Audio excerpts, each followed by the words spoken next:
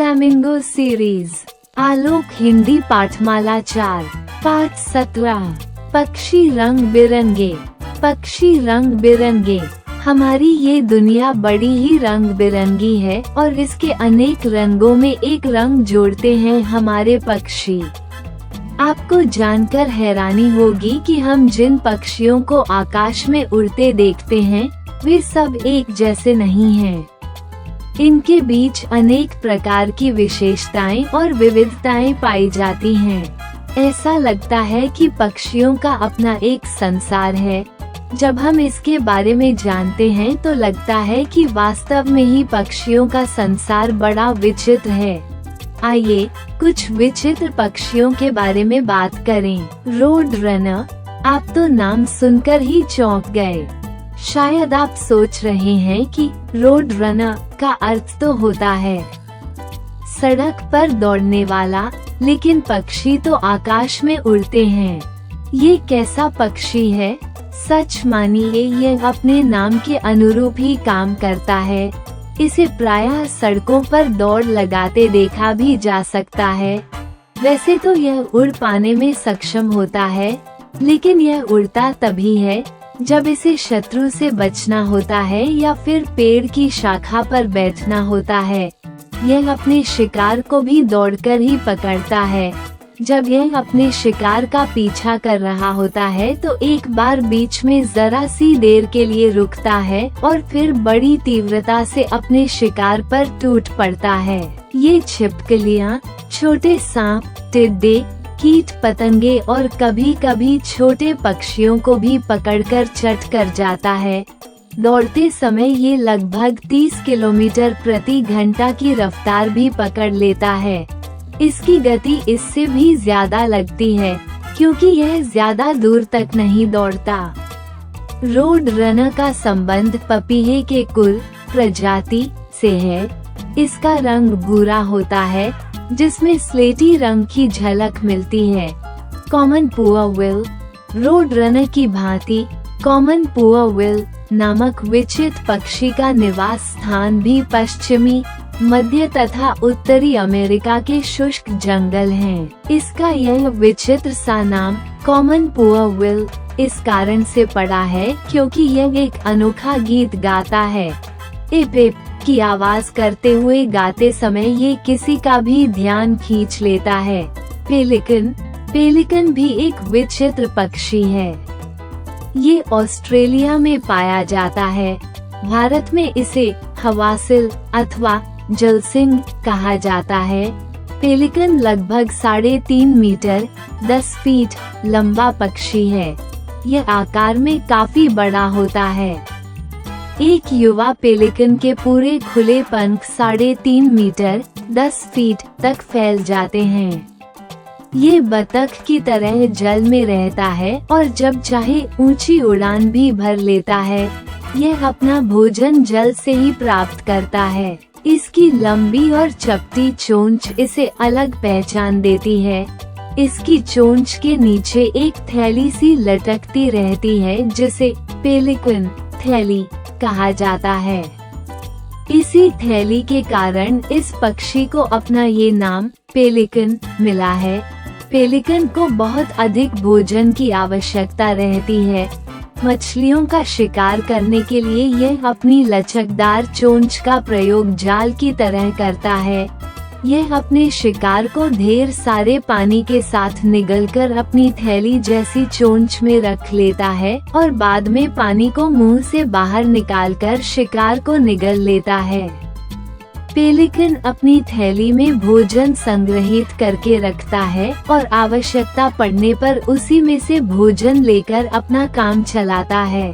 Spoon bill, चम्मच जैसी चोंच वाला पेलिकन से मिलता जुलता एक अन्य पक्षी है। ये भी अपनी चपटी और भारी चोंच से शिकार करता है, लेकिन ये जल की अपेक्षा कीचड़ में से अपना भोजन तलाश करता है। कोरेला, आपको ये नाम सुनकर एक सब्जी की याद आ रही होगी।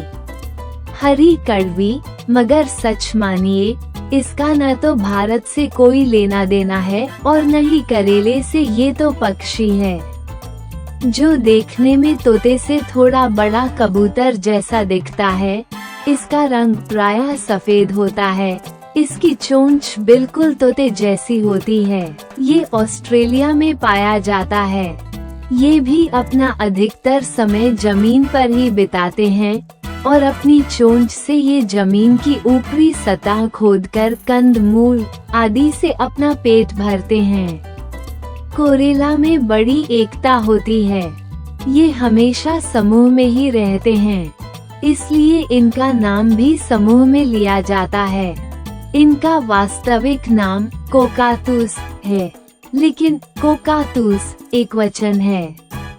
कोकातूस का बहुवचन कोरेला है, क्योंकि कोई कोकातूस अकेला दिखाई ही नहीं देता। ये हमेशा बड़े समूह में रहते हैं और बहुत शोर करते हैं, इसलिए इन्हें कोरेला ही कहा जाता है। हिंदी में इसका नाम कोकातुआ है। कक्षा में शोर मचाते बच्चों को भी अध्यापक कभी कभी कोकातुआ कह देते हैं। कोकातुआ बहुत ही समझदार और मिलजुल कर रहने वाला होता है। इनके समूह में एकता होती है।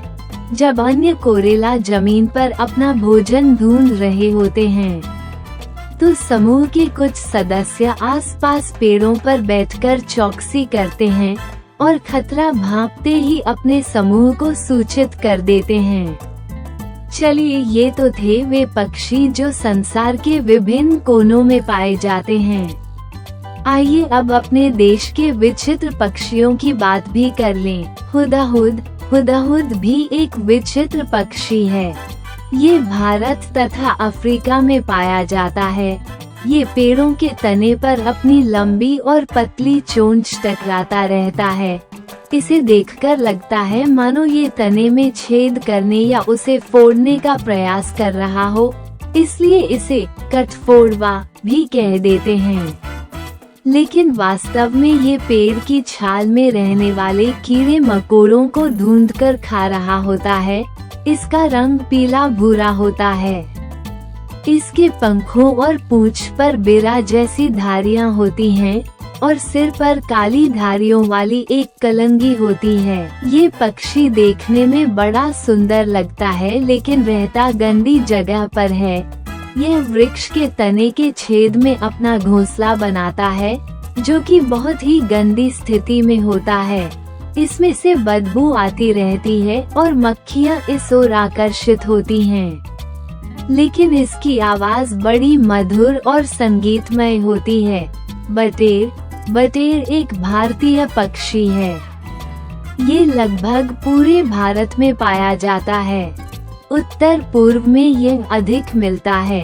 ये पक्षी भी समूह झुंड में ही रहना पसंद करता है। बटेर झुंड में रहकर घास के मैदानों में कीट पतंगे चुगते रहते हैं। खतरे का जरा सा आभास होते ही ये तुरंत उड़ जाते हैं। बटेर के शरीर पर भूरी धारियां होती हैं, जो सिर से शुरू होकर पीछे नीचे पूंछ की ओर जाती हैं।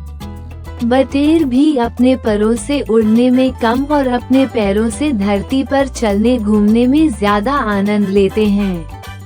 ये अपना घोंसला छोटे तालाबों के किनारे घास के झुरमुट में बनाते हैं। एक बात और, बटेर का मांस बड़ा स्वादिष्ट होता है, इसलिए इनका बहुत शिकार किया जाता है। इस कारण से बटेर का अस्तित्व ही खतरे में पड़ गया है। भारत सरकार ने इसके शिकार पर प्रतिबंध लगा दिया है। पक्षी प्रकृति की सुंदर रचना है। इनसे प्रेम और दया का व्यवहार करना चाहिए और इन्हें कोई भी कष्ट नहीं पहुंचाना चाहिए।